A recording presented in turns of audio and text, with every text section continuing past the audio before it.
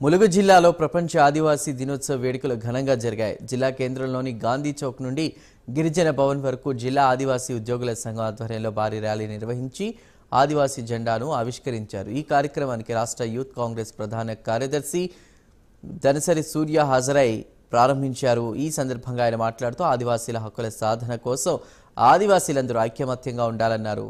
ఒక ఆదివాసీ గిరిజన మహిళా నేత సీతక్కను మంత్రిగా చేసి రాష్ట్ర ప్రభుత్వం గిరిజనుల పట్ల తమకున్న మమకారాన్ని చాటిందన్నారు.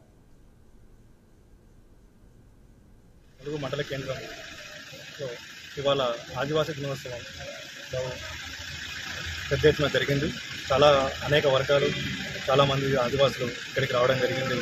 మరి మేము ఎప్పటి నుంచో పోరాడుతున్న జల్ జంగిల్ జమీన్ ఇప్పటికీ అది మాకు సొంతం అవ్వట్లేదు.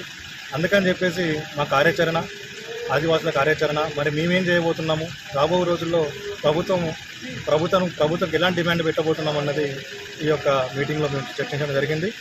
అలాగే తప్పకుండా పోడు భూమి పట్టాల సమస్య ఒకటి ప్రధానంగా ఉంది.